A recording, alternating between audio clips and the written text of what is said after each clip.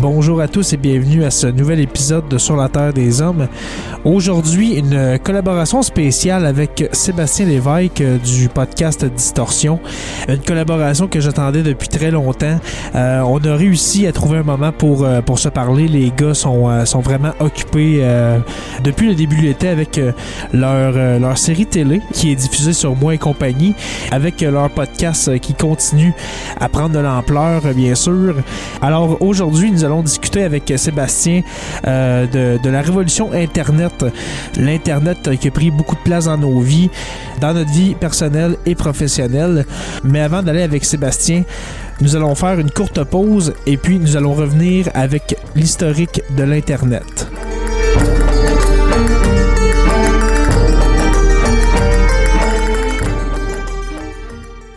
Le POC-Podcast, c'est le premier balado de poulet au monde. On est précurseurs, on crée une mode. Dans chaque épisode, Valérie Blais décortique une expression liée au poulet avec ses invités. Michel, vous allez nous parler des poules de luxe. Moi, je suis tout sauf snob. Même avec un budget illimité, je choisirais encore le mauvais vin. Oui, bonjour, Sœur Angèle. Comment tu vas, mon Jean-François? Quand vous pétez, est-ce que ça fait des pets de sang? Le POC-Podcast, un balado présenté par Excel d'Or. Je sais que vous êtes impressionnés.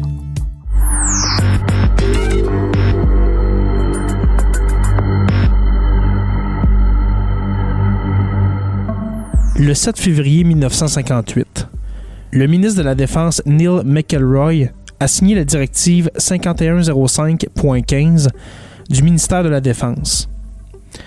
Sa signature a donné naissance à l'Agence des projets de recherche avancés, l'ARPA, aujourd'hui connue sous le nom de Defense Advanced Research Projects Agency, DARPA. La création de l'agence est un moment important dans l'histoire de la science, car elle a conduit à la création de l'Internet que nous connaissons aujourd'hui. La guerre froide battait son plein dans les années 50 et les États-Unis s'inquiétaient des prouesses scientifiques croissantes de l'Union soviétique. À cause de Sputnik 1, lancé en 1957, l'armée américaine craignait que l'Union soviétique n'attaque depuis l'espace et ne détruise le réseau de communication longue distance américain. Le réseau de défense nationale existant reposait sur des lignes et des fils téléphoniques susceptibles d'être endommagés. En 1962, G.C.R. Licklider, un scientifique de l'ARPA et du MIT, a suggéré de connecter des ordinateurs pour maintenir un réseau de communication actif aux États-Unis en cas d'attaque nucléaire. Ce réseau a été connu sous le nom de réseau ARPA ou ARPANET. La commutation par paquet a rendu possible la transmission de données en 1965 et en 1969, l'entrepreneur militaire Bolt Beranek et Newman, BBN, a mis au point une forme précoce de dispositif de routage appelé processus de message d'interface, IMP, qui ont révolutionné la transmission de données. Le Stanford University Network a été le premier réseau local à connecter des postes de travail distants. En 1981, la NSF a étendu ARPANET aux chercheurs nationaux en informatique en finançant le réseau informatique CSNet. BBN a assumé la gestion de l'exploitation du CSNet en 1984. ARPANET a adopté le protocole de contrôle de transmission, le TCP, en 1983 et a séparé le réseau militaire, MILNet, assignant un sous-ensemble pour la recherche publique. Lancé officiellement sous le nom de National Science Foundation Network, le NSF-Net, en 1985, il a été conçu par des ingénieurs pour relier les départements d'informatique des universités des États-Unis. La transmission d'ARPANET vers les protocoles de réseau ouverts TCP et IP en 1983 a accéléré la diffusion déjà en plein essor de la technologie d'interconnexion, déclare Stephen Wolf, scientifique principal d'Internet 2.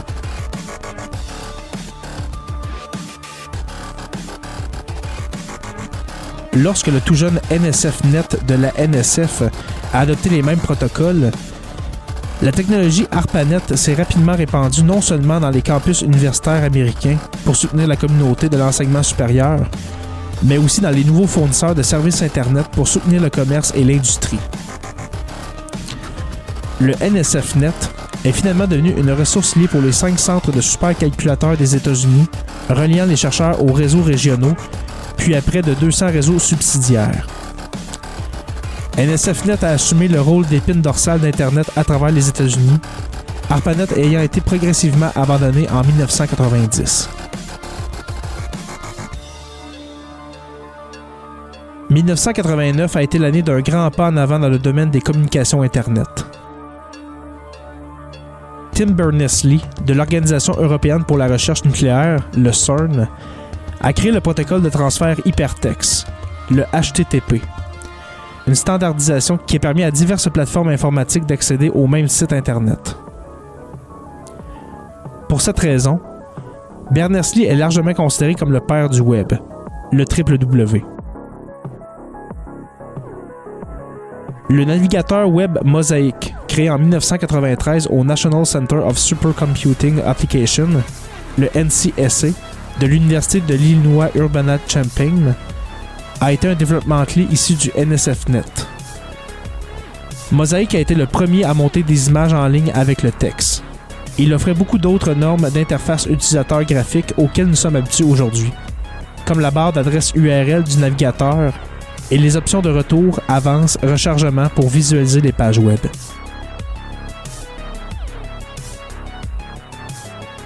Finalement, le NSFNet a modifié sa politique d'utilisation acceptable à des fins commerciales et en 1995, il a été mis hors service. Bientôt, le modèle du fournisseur d'accès Internet a créé des points d'accès au réseau qui ont permis de développer l'aspect commercial et à but lucratif d'Internet. L'Internet est passé d'une idée de recherche obscure à une technologie utilisée par plus de 3,2 milliards de personnes en moins de 60 ans.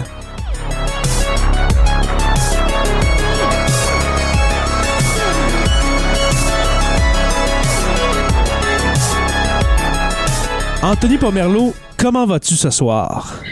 Ça va très bien et toi, Jérémy Rivard? Je vais très bien car ce soir, nous couvrons un sujet très intéressant et qui fait partie de notre histoire récente. Mais avant tout, pour se plonger dans cet épisode passionnant, qu'est-ce qu'on boit ce soir? On boit la tête de pioche de la microbrasserie Le Prospecteur de Val-d'Or. Oh, shout-out aux gens de là-bas. Oh oui, la tête de pioche, dans le fond, est une bière de style American IPA. Au blond très aromatique, dont un IBU de 45 et au niveau de la couleur, là, est le SRM numéro 5. Oh, alors je sens que nous allons être bien hydratés. On a aussi un review 5 étoiles sur Apple Podcast qui vient de Seb Lévesque 0871 qui nous dit « Excellent podcast ».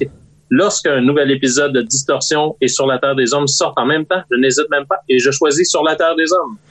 Justement, mon cher Paumé, nous recevons ce soir l'auteur de ce review 5 étoiles, Sébastien Lévesque. Comment vas-tu? Ça va bien et vous? Très bonne intro. Oui, voilà, on a essayé, mais...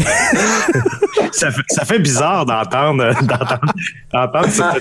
cette formule-là faite par d'autres personnes. Ça me sonnait étrange d'une autre manière. C'est très drôle. Oui, ça doit être mêlant quand même. Hein? Sébastien Lévesque, bienvenue sur la Terre des Hommes, mon cher. Merci de me recevoir, c'est très gentil. Ça fait plaisir. Puis en plus, ça fait quelques semaines, je te dirais depuis cet été que j'ai eu l'idée de faire une espèce d'épisode commun entre Sur la Terre des Hommes et puis Distorsion. Distorsion, dans le fond, j'ai invité Paumé parce qu'on est deux grands fans de Distorsion. Je pense honnêtement, sans prétention, qu'on était dans vos 50 premiers auditeurs parce que depuis l'épisode 1 de Marina Joyce, on vous suit religieusement. Ah, c'est gentil. Mais oui, je me souviens de vous deux dans les débuts aussi. Oui, exactement. Et puis, dans le fond, c'est ça, comme je disais, j'avais eu l'idée de faire cet épisode-là parce que il y a un côté de distorsion que j'aime bien parce que souvent, peut-être sans le vouloir, mais vous faites un peu d'histoire, mais d'histoire de notre ère aujourd'hui, de l'ère numérique, si on veut. Là. Oui. Alors, je trouvais que ça se prêtait bien de faire un épisode commun comme ça. Ah oui, c'est une très, très bonne idée. J'adore. Je trouve que c'est un crossover qui est hyper pertinent, un peu comme tu le dis. Tu racontes des histoires et nous aussi, sauf pas nécessairement aux mêmes époques. Exactement. Dans le fond, nous, on se promène un peu partout. C'est sûr que l'ère numérique ne va pas jusqu'à l'Antiquité, mais mais quand même. Alors, on est très heureux de te recevoir sur la Terre des Hommes, mon cher. C'est pareil pour moi. Yes. Premièrement, les gars, le sujet d'aujourd'hui, on parle de la révolution Internet. La révolution Internet qu'on peut situer au tournant des années 50-60, mais là, vraiment, les tout débuts d'Internet, on peut même parler d'intranet, là, si on veut, là, de faire communiquer 2 ordinateurs en même temps. Mais pour votre part, premièrement, Sébastien, toi, du plus loin que tu te souviennes, c'est quoi ton premier souvenir de l'Internet? De l'Internet, c'était MIRC. Écoute, je commençais mon deck en informatique en 1996. Ça fait quand même longtemps. Puis j'avais un ordinateur chez moi, puis je projetais de m'abonner à Internet. Mais à cette époque-là, c'était pas... ça commençait vraiment. Ouais. Puis je commençais mon deck en informatique, puis je suis allé chez un de mes amis du cégep. Puis lui, il avait Internet, puis on s'est connecté sur MIRC, le fameux chat. Ouais. Et là, ma vie a un peu changé parce que j'étais fasciné de voir que 2 personnes pouvaient se parler sans être dans la même pièce puis qui étaient à un autre endroit dans le monde. C'est là, moi, ça a eu la bougie d'allumage en moi par rapport à l'Internet. Dès que je suis arrivé chez moi, je suis allé m'acheter un modem puis je me suis abonné à TotalNet qui était un fournisseur Internet à l'époque, moi dans la région de Québec.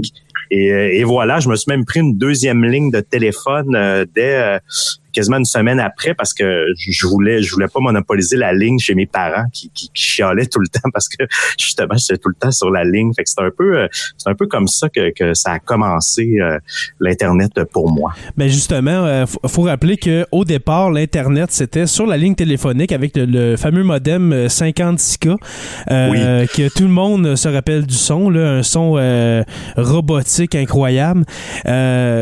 Que si, admettons, tu allais sur Internet, tu pouvais pas recevoir d'appel. Alors toi, tu dis que tu avais une 2e ligne pour t'assurer, dans le fond, pour que tes parents s'assurent d'avoir une ligne téléphonique, dans le fond, là.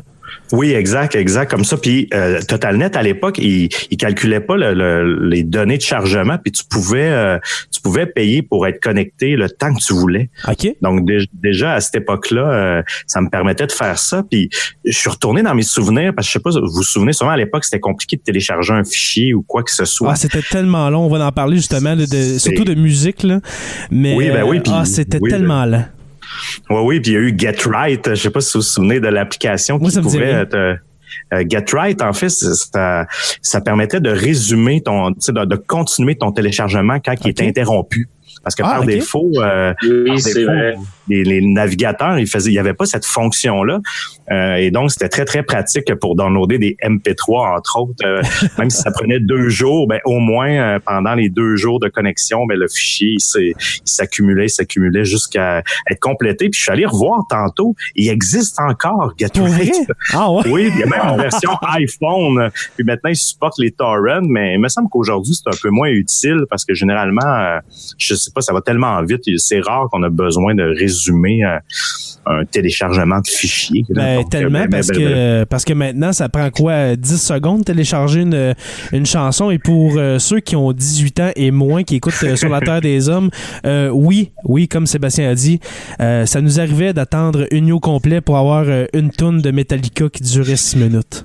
Oui, puis t'espérais que ça soit le bon fichier, hein? Oui. Parce que il y a quelqu'un justement sur le groupe de discussion de Distorsion aujourd'hui qui disait à l'époque tu priais pour que ça soit le bon fichier parce que des fois ça prenait justement 2 jours puis tu te rendais compte au bout du compte que c'était pas le bon fichier ou c'était un virus ou totalement autre chose, donc il fallait recommencer. Exactement. Puis au début d'Internet, moi mes souvenirs, je vais faire ça très rapidement pour aller à paumer par après, mais moi mon souvenir, oui, il y avait MIRC, je suis un des plus jeunes à avoir connu ça avec le fameux ASV, alors âge, sexe et ville. Alors, pour demander à une fille qui elle était. Puis moi aussi, Seb, c'est que je voyais ça de manière surréelle. Je regardais ça puis je me disais, ça se peut pas qu'en ce moment, je suis en train d'écrire et puis que la personne me réponde.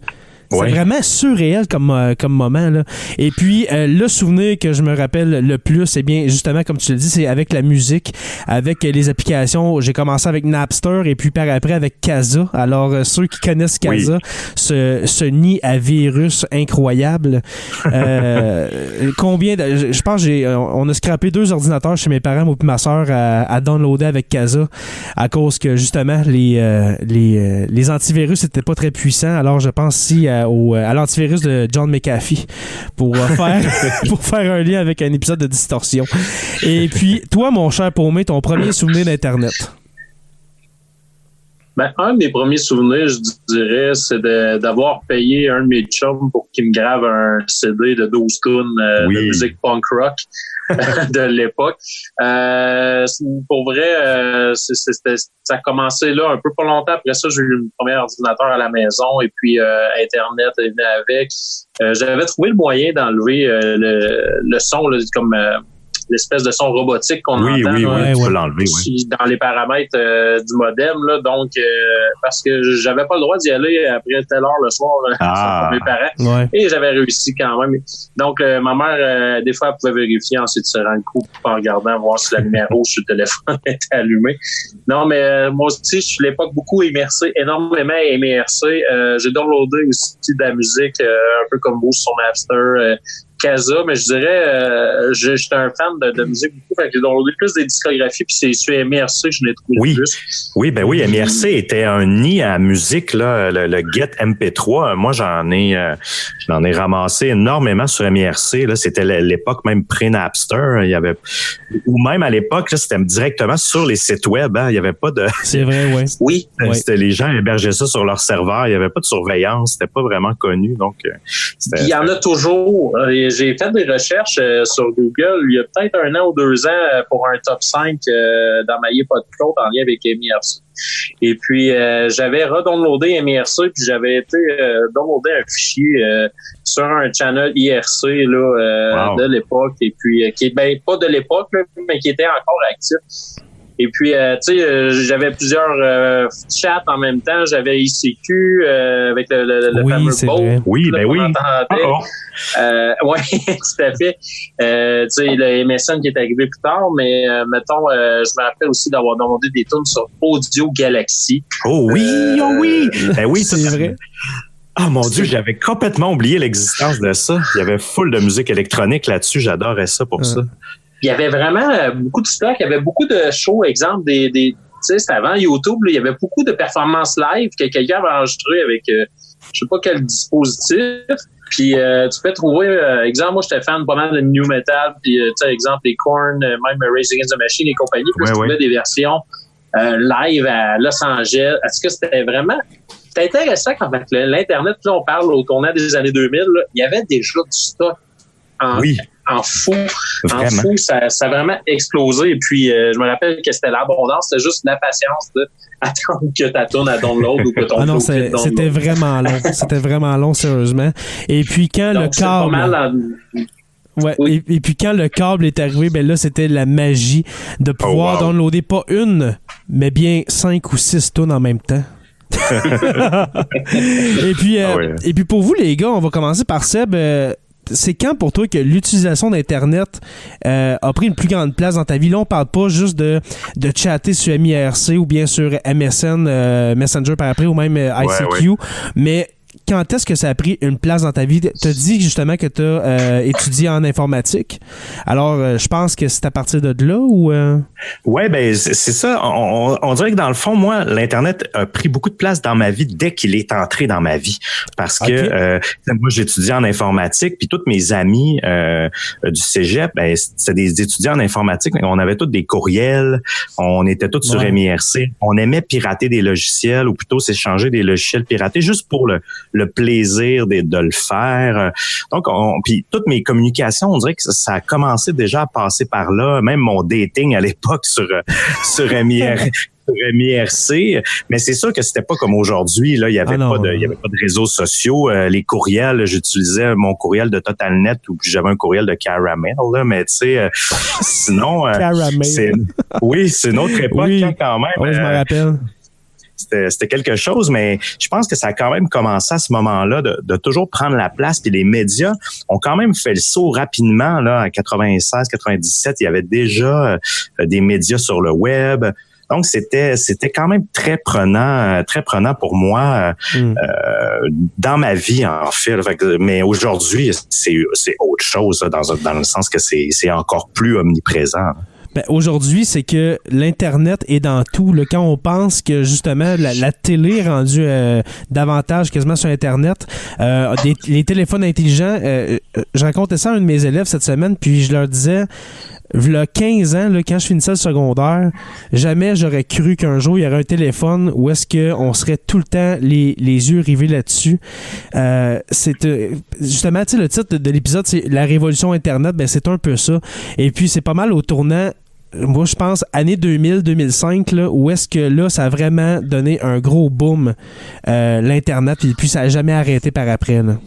Oui, exact. Ben, c'était la bulle des dot-com. Je sais pas si vous vous souvenez, en l'an 2000, il y a eu l'éclatement de la bulle parce que, dans le fond, tu sais, Yahoo et tout ça, même Alta Vista qui avait été racheté par Yahoo parce que Google prenait de la place. Puis il y a eu une certaine bulle qui a éclaté aussi au courant des années 2000 qui a un peu replacé l'Internet parce qu'on dirait que c'était la ruée vers l'or, mais c'était difficile d'aller chercher des revenus à cette époque-là. Là. C'était tellement... Mais c'est vrai que ça a pris avant de vraiment se démocratiser, ça a pris un certain temps, là, parce que maintenant, je pense que c'est 97-98% des Québécois, ou du moins, tu sais, qui utilisent Internet quasi quotidiennement. Hein. C'est peut-être un petit peu moins, là, mais c'est très, très élevé, là, exact, comparativement à l'époque. Là. Et puis toi, mon cher Paumé, quand est-ce que ça a pris une plus grande place dans ta vie? Ben, je dirais, à partir de ce moment-là, je dirais, mettons au secondaire, parce que je socialisais justement beaucoup à propos de ça. Il y a bien des choses aussi qui étaient en lien avec ça, mettons des parties, des GT, là, les espèces de grands rassemblements, là. Il y en avait dans tous les coins du Québec, dont on avait eu au Témiscamingue, entre autres, avec, je me rappelle à l'époque, le Procul, ou notre cher ami Simon Maillé du monde de Patachou à l'époque. On avait tous nos petits surnoms là-dessus, mais aussi par la suite, là, je dirais, en allant vers le cégep, où j'ai commencé vraiment le gaming. J'ai lâché les consoles, j'ai commencé à gamer sur l'ordinateur et puis sur PC. Et avec le fameux Counter-Strike 1.6. Donc, c'est vraiment là, je dirais, ça a fait une place dans ma vie, vraiment au niveau social et plus au niveau, je dirais, pratico-pratique, ben, pendant mes études postsecondaires, c'est clair, mais plus à l'université, je te dirais au cégep, je bouquinais encore peut-être un peu plus pour faire mes recherches en bibliothèque. Je reste plus à l'université, pour avoir accès à des thèses. Quand j'ai trouvé Google Scholar, mettons, entre autres, c'est vraiment au travers de ça. Puis, je me souviens là des débuts de YouTube. Là, puis, je me souviens qu'il me semble que c'est pas Mike Ward, non plus Jean-François Mercier. J'écoutais justement sous-écoute avec Jean-François Mercier cette semaine. Puis il me semble que ça me dit quelque chose de ces vidéos là, quand il disait mais tu sais, là, c'est un petit peu plus tard, je dirais, là, dans mon avènement d'Internet. Mais c'est comme dans les balbutiements des vidéos qu'on allait voir sur Internet, mettons sur YouTube, parce qu'avant, on allait voir les duos Fortier, folerie.com, etc. Justement, c'était sur les sites séparés, mais moi, je me souviens des Idiots Fortier, là, c'était nos idoles au secondaire. On voulait faire comme Idiots Fortier, là. On les salue s'ils écoutent le podcast. Totalement. Donc, c'était vraiment comme à cette époque-là que j'ai... quand j'ai poussé peut-être plus mes études et puis au niveau social, tu sais, puis depuis ce temps-là, maintenant,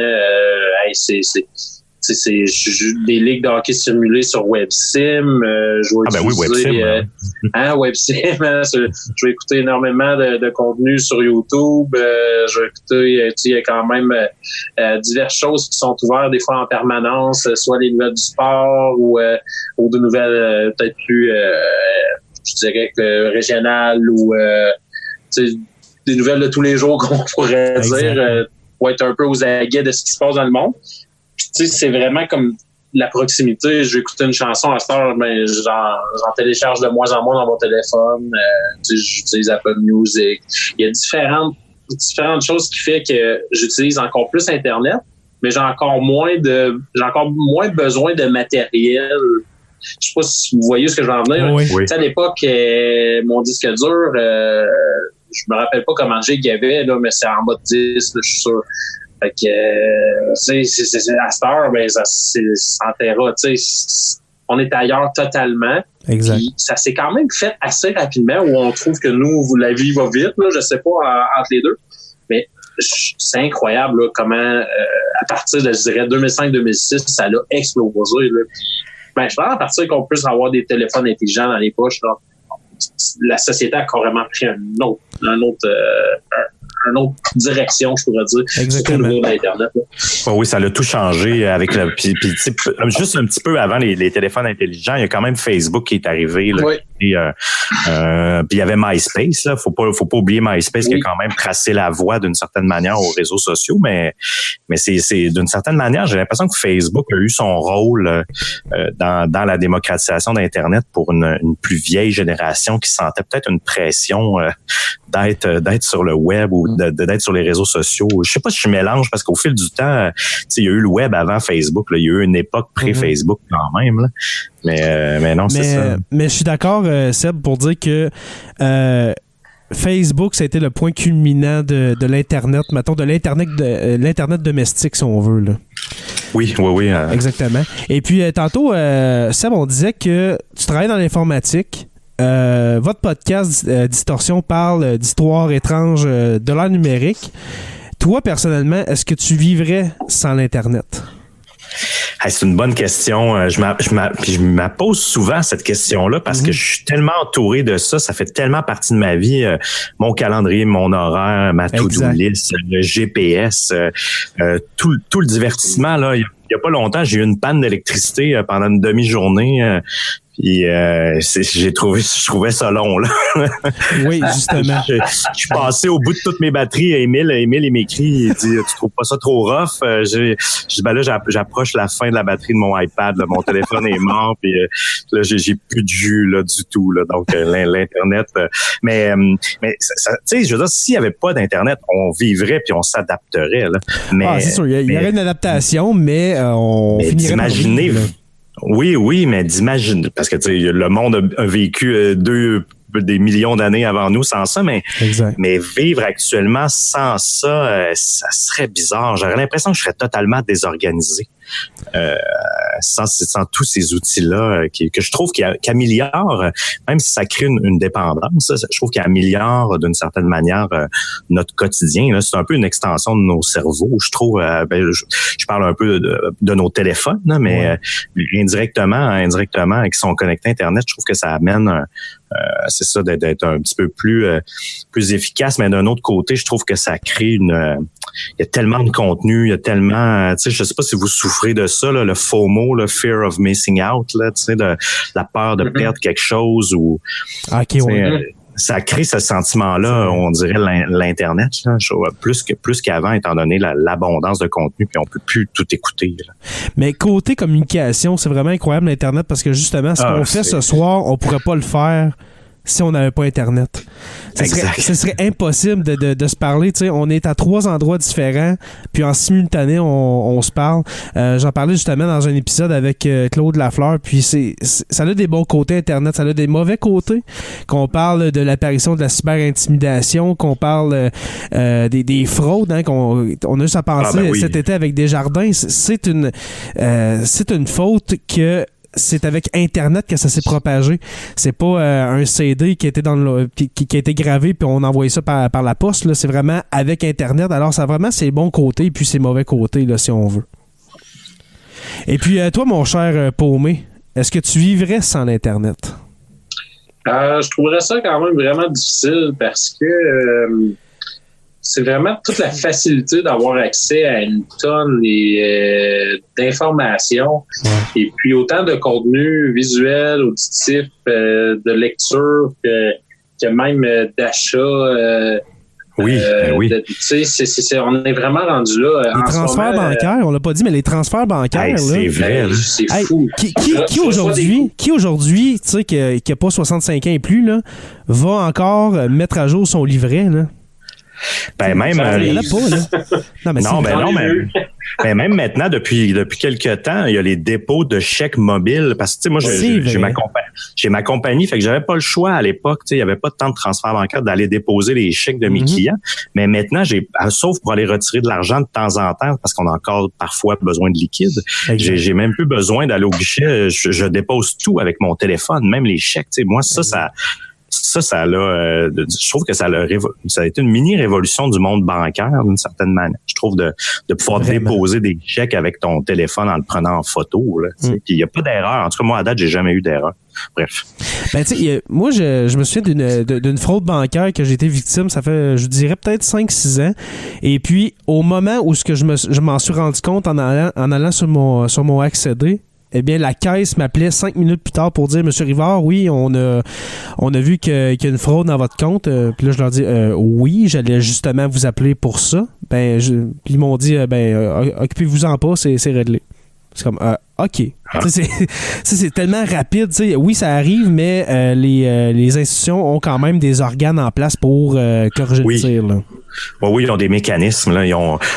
Parce qu'eux, ils n'ont pas le choix de mettre ces mécanismes-là en place parce qu'ils perdent du vrai argent dans la fraude. Exact, ben oui. Parce qu'on a l'impression maintenant qu'en allant plus dans les institutions bancaires, que l'argent s'est rendu, comment je dirais ça, pas fictif, là, mais numérique. Là, c'est pas matériel, c'est immatériel. Exactement, c'est plus tangible. L'argent, c'est un chiffre sur ton écran d'ordinateur, ton écran de sel. Là. Fait que c'est ça. Mais du côté des désagréments ou des risques, exemple, justement, on parle de la fraude. Mais regarde, j'ai reçu un courriel cette semaine de Post Canada. J'étais abonné, dans le fond. Je suis un compte du Post Canada. Je commande tellement de choses des fois que pour faire le tracking, etc. Ouais. Et puis, on m'envoie un courriel pour me dire que il est possible que je reçoive mes colis avec un retard significatif du fait qu'il y a énormément de commandes qui sont faites présentement pour le temps des fêtes. Et même, ça a le même d'impact dans les services de livraison physique, on pourrait dire, autant au niveau de l'entrepôt, des camions qui vont porter ça. Et puis, avec l'hiver qu'on connaît dans le nord du Québec présentement, aussi, il y a certaines contraintes même au niveau de la route. Et puis, ça a vraiment beaucoup d'impact. Pourquoi? Ben, les gens peuvent maintenant, à partir du confort de leur foyer, entre autres, magasiner sur le site qui leur chante. Il y en a, oui, qu'on connaît plus comme les Amazon, etc. Mais il y a quand même d'autres magasins qui offrent, je pense à ma conjointe, du temps qu'elle était enceinte, Time Maternity. Moi, mettons, je peux acheter du linge, exemple. Je vais essayer du linge dans un magasin en ville chez Simons, exemple, quand je viens à Montréal. Quand je dis en ville, c'est quand je viens en ville. Donc, j'essaie je vais m'acheter certains morceaux, mais je sais que telle grandeur me fait. Donc, en revenant chez moi, des fois, j'aimerais, tu sais, aussi simple que ces choses-là, même de suivre une équipe junior A de l'Ontario pour laquelle je suis entraîneur des gardiens de but, qui est capable de suivre les matchs quasi en direct, qui joue un peu n'importe où, parce que c'est facile maintenant à faire tout ce broadcast-là. Mais d'un autre côté, tout se passe là. Il y a tellement d'habitudes qui sont créées chez les gens là. À la limite, c'est sûr que ça a un impact, oui, sur le commerce local. Je tente quand même beaucoup de magasiner dans les commerces locaux ici qu'on a au Témiscamingue, entre autres. J'ai quand même des amis en affaires. En plus, c'est pas juste l'idée, mais c'est d'aider aussi là-dedans. Exact. Mais tu sais, il y a vraiment une partie où je me dis, hey, sans Internet, aïe, c'est sûr que j'aurais trouvé d'autres façons d'aller assouvir ma curiosité. Là, je m'aurais retrouvé à des places où il y a des gens qui ont enregistré plein de vidéos de vieilles parties de hockey pour écouter ça, de show de musique. Ouais. Je sais pas trop. Tu sais, il me semble qu'il y a tellement de choses, exemples de contenu que je regarde sur YouTube. Je me dis, oui, il y aurait moyen d'aller rechercher certains contenus vintage, mais l'Internet te l'apporte en 2 temps, 3 mouvements. Donc, mais c'est parce qu'il n'y a plus de... excuse-moi. Vas-y, mon cher. Oui, c'est qu'il n'y a plus de frontières, en fait. Puis justement, pour tous les goûts communs, tu sais, dans ton village, dans ta ville, même dans ton entourage, les choses que t'aimes, c'est pas nécessairement ce que tes amis aiment. Ça veut pas dire que, tu parlais des vieux vidéos, des choses comme ça. Ça veut pas dire que tu vas avoir accès à ça proche de toi physiquement.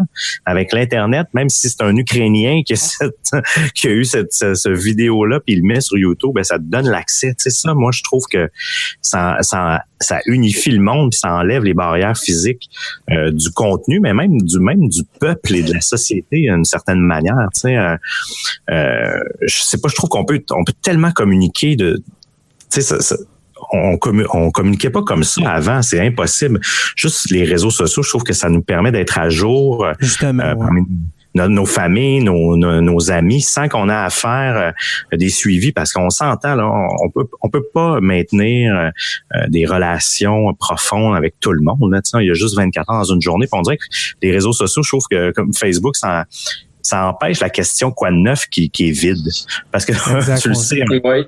Tu le sais un peu, tu sais, moi ce côté-là d'Internet, je le trouve vraiment pratique. Mais puis on parle pas l'autre côté que j'aime beaucoup du web, là, c'est comment ça a accéléré le monde des affaires.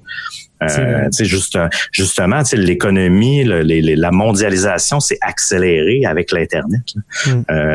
Faire des affaires un peu partout dans le monde, c'est beaucoup plus facile. Juste un peu comme tu parlais avant, juste par le commerce électronique.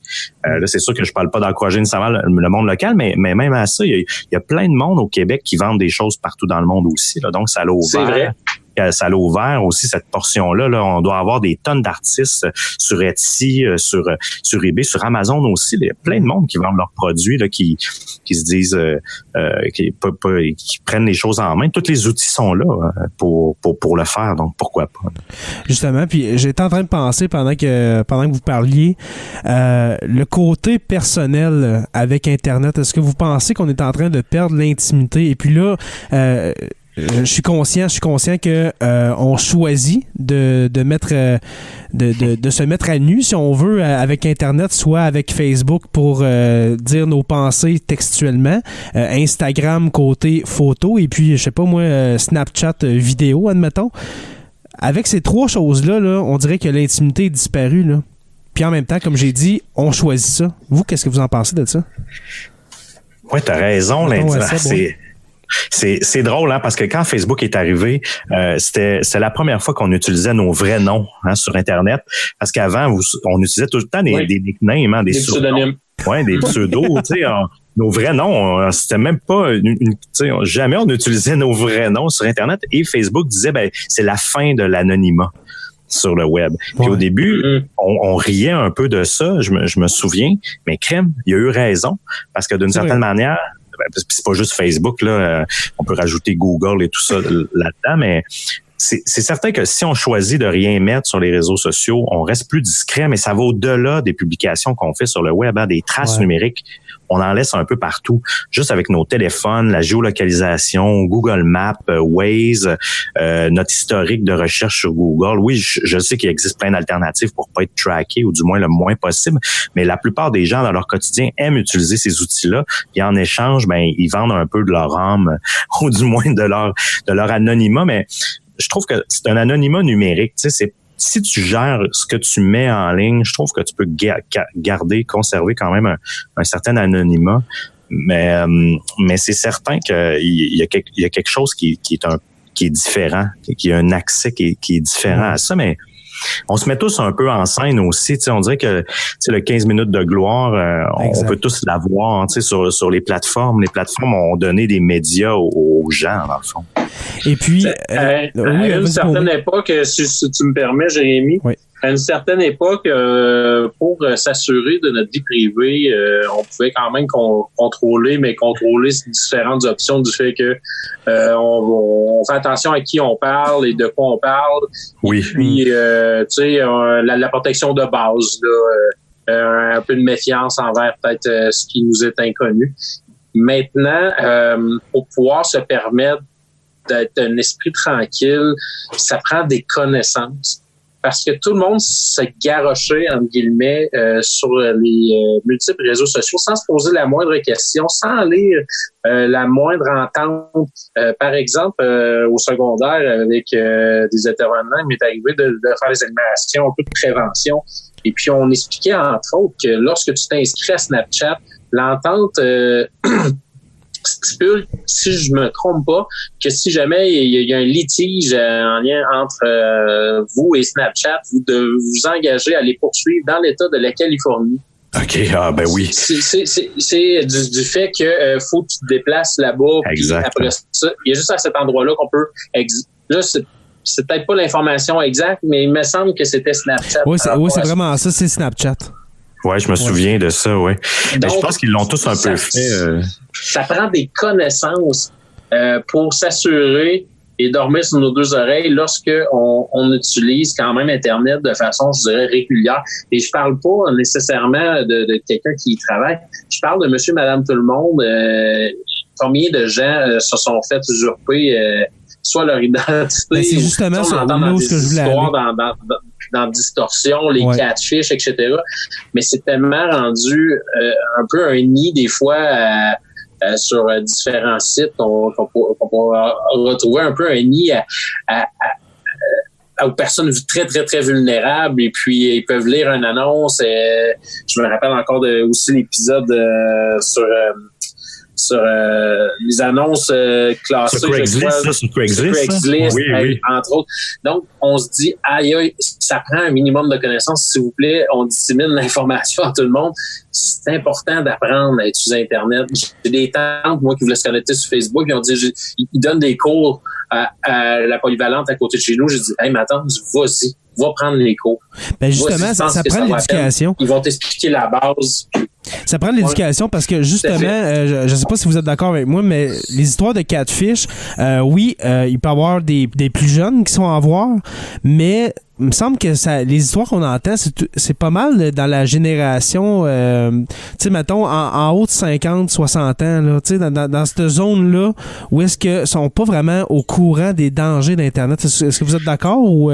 Oui, exact. Ben, ils se font pas catficher de la même manière. Les plus jeunes, ils se font sextorquer plus que catficher. Puis ça, il y en a encore beaucoup, malheureusement, là, tu sais, avec les cappers, là, ou qui te menacent. Après ça, ils prennent des captures d'écran puis ils te forcent à faire des trucs là, comme Amanda Todd. Ça, il y en a. Ça a l'air que ça aurait un petit peu diminué justement parce qu'il y a un petit peu plus d'éducation.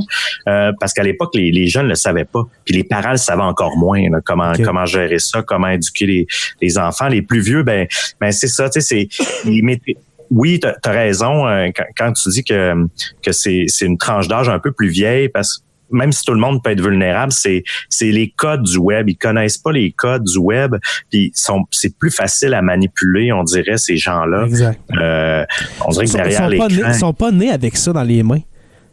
Ouais, c'est ça. Si on veut, là, ils sont pas nés avec ça, fait que, tu sais, c'est... Non, puis ils maîtrisent mal ça, puis ils croient, on dirait qu'ils sont un petit peu plus naïfs par rapport à la personne qui est l'autre côté du clavier. Ils ont l'impression que c'est vraiment cette personne-là. Tu sais, nous, dans le show de télé, je sais pas si vous avez vu notre madame, là, tu sais, qu'elle a donné plus de 100 000 $, à un monsieur en plusieurs étapes. Tu sais, puis on a trouvé... on a trouvé la personne qui a catfiché, mais on a aussi trouvé la vraie personne derrière les photos qui étaient utilisées par le fraudeur. Et c'était un mannequin homosexuel de Los Angeles, tu sais. Puis elle était convaincue que c'était que c'était cette personne-là, mais qui était enfermée au Mali, là, tu sais. Ben, vous souvenez-vous, les gars, dans Les Simpsons, et encore là, vous allez rire, là, parce que les Simpsons ont prédit bien des choses, là, mais vous souvenez-vous quand que Bart avait écrit une lettre en s'appelant Woodrow, et puis il avait utilisé la tête de Gordie Howe? Non, je m'en souviens pas. Il avait envoyé une lettre à Mme Krabappel. C'est dans les premières saisons, là, je dirais, là, je suis en train de peut-être la retrouver sur Disney+. Ouais, peut-être tomber dessus. Mais Bart, il écrivait des lettres d'amour à Edna Krabappel. Tu sais, c'était un catfish. Oui, je m'en souviens. Là, je m'en souviens, là. Tu te souviens, hein? Oui.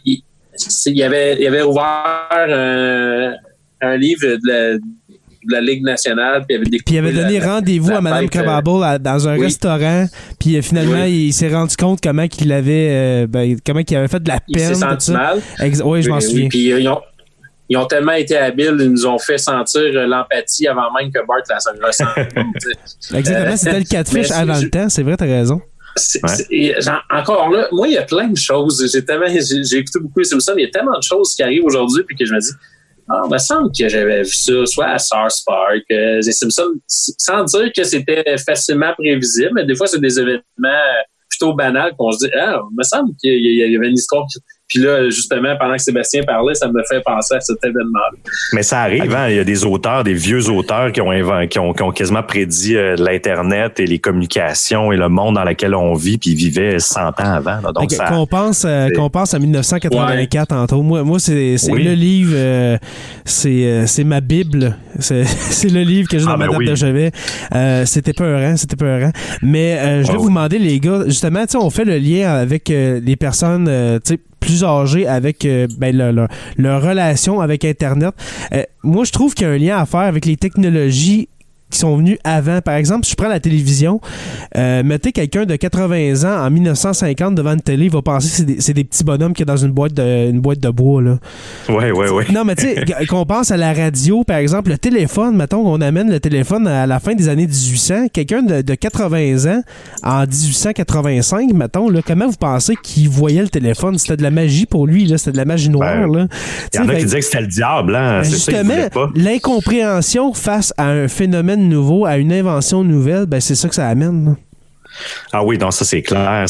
L'inconnu, tu sais, à la base de tout l'inconnu, c'est toujours insécurisant. Tu sais, puis le cerveau est pas capable de gérer l'inconnu. Il y a, comme il a peur du vide. Donc pour combler cet inconnu-là, on va essayer de trouver une rationalité à ça, une rationalisation. En tout cas, bref, on va trouver quelque chose de rationnel. Exact. Et si nos connaissances vont pas plus loin que c'est le diable, c'est impossible. Ça se peut pas que quelqu'un parle au bout du fil, on va juste mettre ça sur le dos du diable. Exactement. Et puis, vous, les gars, où est-ce que vous voyez l'Internet dans 25 ans? À quoi ça va ressembler notre monde, mettons, en 2045? On va commencer avec Paumé, mettons. Wow! En 2000... Ouais. C'est quelque chose. Toi, tu savais pas la question, hein? En 2045, à quoi ça va ressembler? 2045, ça, c'était pas mal le temps de l'heure de ma retraite. Ouais, ça va sonner pour nous. Lorsque je serai à la retraite de l'Internet, premièrement, je pense que payer pour des data, ces choses-là, ça va disparaître éventuellement. J'ai l'impression vraiment que ça va être quelque chose qui va être encore plus facile d'accès. C'est assez dur à rendre ça plus facile, là. Mais dans divers dispositifs technologiques développés, on voit déjà au niveau des automobiles de plus en plus intelligentes. Mais si je dirais, les maisons un peu aussi qui commencent à aller en ce sens-là. Donc, j'aurais de la misère à dire dans 5 ans. C'est dur à voir, hein, quand même. Dans 25 ans, c'est quasiment... Dis-toi que si l'Internet en ce moment exponentielle infini là, dans 25 ans. Ça va juste toujours, je pense, être... d'après moi, c'est que ça va être plus rapide. Puis ils vont améliorer... C'est un peu comme on a amélioré les chemins de fer avec le temps. On a amélioré la qualité des produits qui sont utilisés. On a amélioré la façon de se déplacer sur la route. Mais je pense qu'on va améliorer la façon de transmettre des informations via le web. On le voit déjà un peu avec tout ce qui est au niveau des nuages. Est-ce qu'un jour, on va assister au premier serveur de masse dans l'espace, en orbite? Est-ce qu'on va aller vers des choses comme ça? Ça serait cool. Un serveur mondial. Un routeur mondial Wi-Fi dans l'espace. Un routeur mondial. Ça vient totalement de sortir de ma pensée en ce moment. C'est peut-être quelque chose. Non, mais il y a peut-être quelque chose de ce type-là qui va faire que ça va nous emmener vraiment plus loin. Puis moi, je crois beaucoup que ça va revenir. On parlait de la lunette Google. Puis, Google Glass. Ouais. De Google Glass. Et puis, je ne me rappelle plus dans quel podcast j'ai entendu un creepypasta en lien avec la Google Glass que j'avais trouvé quand même intéressant. Puis, c'est nous, oui. Avec Simon. Oui, c'était même mon histoire, je pense. C'était ton histoire. Tout à fait. c'est vrai, voilà, c'est pour ça que j'ai pensé à ça. Donc, je crois qu'on va aller vraiment vers peut-être justement de l'équipement vraiment de haute technologie, puis il va y avoir des choses quand même où on va se rendre compte que peut-être sur Terre, tout ce qui va être le matériel physique, avec le web va peut-être devenir très abondant. Fait qu'on va peut-être trouver une façon de justement ne pas avoir besoin de tant de matériel pour pouvoir soit projeter un écran, ces choses-là. Ouais. Le téléphone, peut-être que ça va direct sur la peau, comme on peut déjà voir certains prototypes de contrôle de drones, entre autres, qu'on peut avoir sur le bras, etc. Donc, je pense qu'on va aller vraiment vers quelque chose de très, très, très élaboré. On s'en irait vers un Skynet, genre style Terminator, là, pour toi, mais genre un réseau mondial. On s'en va. Et puis toi, Seb, où est-ce que tu vois ça dans 20-25 ans? Ouais, c'est une bonne question parce que, tu sais, ces temps-ci, on est beaucoup à l'Internet des objets, là, le Internet of Things, là, avec les assistants intelligents. Puis même, ils disent que on risque de manquer d'adresses IP dans pas long, étant donné la quantité d'appareils qui va s'en venir sur le réseau. Même le FBI il recommande de créer un autre réseau parallèle juste pour les objets, pour éviter le hacking, mais pour aussi éviter la saturation du web actuel, parce que dans le futur, ils vont plutôt appeler ça le Internet of Everything, dans le sens que tout va se connecter avec tout. Tu sais, un peu comme tu parlais, oui, la domotique là, dans les maisons, ça rentre de plus en plus. Tu sais, cette année, j'ai une prise, je fais allumer mon sapin avec mon Google Home. Là, tu sais, c'est un gros progrès technologique. Non, mais plus sérieusement, la domotique rentre de plus en plus dans nos vies. Et tout ça, il va y avoir une interconnexion encore plus fluide de ça. Tu sais, on rit des réfrigérateurs connectés à Internet, mais ça sera pas si loin là, que ça va scanner pour on s'en va vers ça. On s'en va vers ça. Mon épicerie qui va se connecter à l'API d'Amazon, par exemple, tu sais, pour commander quand tu manques de farine. Je dis n'importe quoi, mais tout ça s'en vient. Puis il y a le 5G aussi, que je sais qui est quand même un peu controversé, mais qui va d'une certaine manière révolutionner l'Internet aussi par sa vitesse de transmission incroyable, entre autres par la médecine. Parce que de plus en plus, ils disent que, par exemple, tu vas peut-être pouvoir te faire opérer au cœur au Québec, mais le médecin va peut-être être un Albertain, tu sais, spécialisé, mais il va faire ça à distance, tu sais, par Internet avec des machines qui vont contrôler. Ça s'en vient, puis avec la 5G, c'est une des promesses qui s'en vient. Donc, en plus, tu sais, sans parler des villes intelligentes, les voitures autonomes. Puis quand je parle de voitures autonomes, c'est pas juste dans nos voitures dans le quotidien, mais tout le transport en commun va de plus en plus aussi devenir autonome, le transport de marchandises et tout ça, et la réalité virtuelle aussi. L'autre chose qu'on oublie là, mais Facebook sont en train de travailler avec leur casque Oculus d'être vraiment de reproduire un environnement où ce que tu vas être virtuellement chez ton ami, par exemple. Par exemple, un peu comme parce que moi je joue pas vraiment à ça, mais j'ai vu sur Internet que il y avait eu une espèce de party organisé sur Fortnite. Puis il fallait que tu ailles les lunettes, si on veut, le casque de réalité virtuelle de PS4, je sais pas, là. Puis t'assistais à un spectacle virtuel où est-ce que tout le monde, toute la foule était chez eux dans son salon. Moi, je pense qu'on s'en va vers ça. Par exemple, des shows, là, des spectacles d'humoristes, des spectacles de musique. Moi, je pense que bientôt, là, ça va être un peu comme des shows de lutte. Là. Tu vas pouvoir le payer et puis assister virtuellement à ce spectacle-là. Là. Une des choses que je vois, moi, c'est ça. Là. Après la porno virtuelle, il va y avoir la lutte virtuelle, ça c'est sûr. Et puis, mon cher Seb, une question concernant votre podcast. D'où ça vient l'idée de faire Distorsion? Ouais, Distorsion, c'est un projet. Ben, Émile et moi, juste pour mettre en contexte, peut-être certaines personnes ne le savent pas. Émile et moi, on a fait un podcast de technologie il y a une dizaine d'années ensemble avec Steve de Geek qui s'appelait Haute Résolution, Radio Haute Résolution en fait. Okay. Et on discutait à chaque semaine. C'est un show de 2 heures. Là, on discutait de gaming, de techno, de télé, d'actualité numérique et tout ça. On a fait ça pendant presque 3 ans. Oh, et ouais. Même j'allais à l'époque, moi j'habitais encore à Montréal, mais le studio s'habitait. Le studio était à Québec. Fait que je faisais l'aller-retour à chaque semaine pour faire ça dans le sens, j'avais pas d'enfants, mais j'avais des clients à Québec, fait que j'essayais quand même de jumeler ça, mais bref. Puis Émile, il habitait à Québec à cette époque-là, puis on est devenus amis. Puis quelques années plus tard, il a déménagé à Montréal. Là, maintenant, ça fait 7 ans, je crois. Et bon, on s'est revus, on est devenus très proches. Et il y a quelques années, je te dirais, depuis 2015, qu'une idée de faire un projet ensemble germait.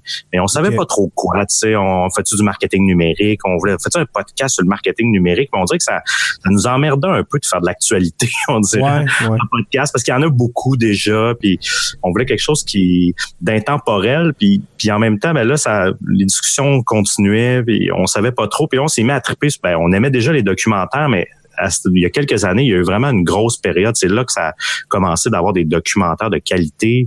Parallèlement, il y a Serial en podcast qui est sorti, Generation Y aussi. Donc, tout ça mélangé ensemble, à un moment donné, on s'est dit, crème. On fait ça un podcast sur des histoires. Puis là après ça on a réfléchi à trouver notre angle de parler juste d'histoires qui a du numérique dedans. Donc un peu pour se distinguer, pour pas répéter la sauce, et c'est comme ça que c'est parti là. Il y a presque 3 ans, un petit peu plus de 3 ans, on achetait le nom de domaine là, en novembre, et ça a commencé en mars 2017. Donc c'est un peu comme ça l'idée, mais honnêtement, jamais on aurait pensé que ça serait devenu ce que c'est devenu, Distorsion. C'est devenu un monstre là. Pour nous, c'était on voulait enregistrer ça le vendredi soir, prendre une petite bière relax, puis jaser autour d'un micro, puis on espérait que 50 personnes max nous écoutent là, tu sais, on n'avait pas on a mis toutes nos tripes, on faisait vraiment un travail de qualité, mais on n'avait pas de grandes ambitions au départ. Puis on s'est rendu compte au fil du temps, mais là les choses se sont accélérées rapidement, puis on s'est dit on est peut-être sur quelque chose. Exactement. C'est comme ça que que l'idée est venue, disons. Parfait.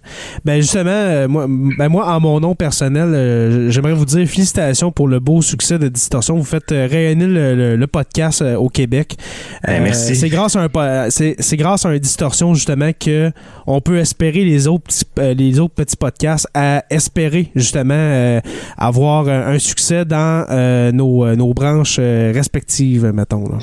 Ben oui, absolument. Puis je trouve que vous deux aussi, vous faites une très bonne job dans tout l'écosystème du podcast. Puis c'est dur, hein. Tu sais, faut y mettre beaucoup de temps. C'est les gens, des fois, je pense qu'ils sous-estiment le temps que ça prend, là. Puis je parle pas juste de Distorsion, je parle de tous les podcasts. Non, c'est vraiment de la job. Tu sais, côté recherche, justement, je pense qu'on a 2 podcasts de recherche parce que tu peux pas arriver pas préparé, là. Non, mais non. Justement, les gens, certains, on dirait qu'ils réalisent pas, comme tu dis, comment ça prend du temps, comment ça prend de la préparation, comment qu'on peut mettre des choses de côté, des gens de côté pour faire... dans le fond, pour faire notre passion qui est le podcasting. Alors, merci à ceux qui écoutent Distorsion, merci à ceux qui suivent Sur la Terre des Hommes, et puis les podcasts québécois indépendants, je vous conseille de les écouter et puis de les encourager. Alors, voilà. C'est un très bon mot, ça. Ouais. Oh, wow! Ouais, je pense que c'était moi. C'est excellent. Ouais, je pense que ça pourrait être le mot de la fin avec une petite touche d'écho en arrière. Mais... Oui, c'est ça. Alors, merci beaucoup, les gars, pour cet épisode. Ça a été très, très apprécié et puis très intéressant. Une belle discussion. Et puis, j'aimerais remercier aussi les abonnés de suivre Sur la Terre des Hommes. Juste vous rappeler que nous sommes disponibles sur Apple Podcasts, Spotify ou bien sur tout bon podcatcher Android. Merci à nos patrons, les curieux. Pour 2$ par mois, nous avons Olivier Sauvé, Stéphanie Théberge, le Fat Pack Podcast et puis Pascal Ménard. Pour les stagiaires, ceux qui donnent 5$ par mois, nous avons Francis Furoy, Jean-Sébastien Lamarche, Martin Godette et puis Georges Dumais. Et puis notre historien, notre seul et unique historien de la bande se nomme Benoît Caisse. Alors merci Benoît de donner 10$ par mois. Wow, c'est vraiment c'est vraiment apprécié. Merci beaucoup. C'est le prix de Netflix à ses débuts. Ben justement, tu sais, moi pour que quelqu'un me donne 10$ par mois, c'est comme s'il me considérait comme un Netflix. Alors c'est très apprécié. Je vous invite à visiter la boutique au podcast.com pour vous procurer la marchandise, soit des t-shirts ou des tasses à café, etc. Même des stickers, j'en ai de coller un peu partout dans ma maison. C'est vraiment apprécié, mais ma blonde ne trouve pas. Et puis vous pouvez visiter le site radioh2o.ca pour écouter nos podcasts. Et puis j'aimerais faire un message Pour ceux qui écoutent, je vous invite à rejoindre la page Sur la Terre des Hommes, la communauté, parce qu'on fait des petits sondages, on discute là-dessus, c'est vraiment, vraiment friendly, c'est vraiment cool. Merci à podcast.com et puis n'oubliez pas qu'à tous les jours, nous écrivons l'histoire. Merci et on se revoit très bientôt pour une autre page d'histoire de Sur la Terre des Hommes.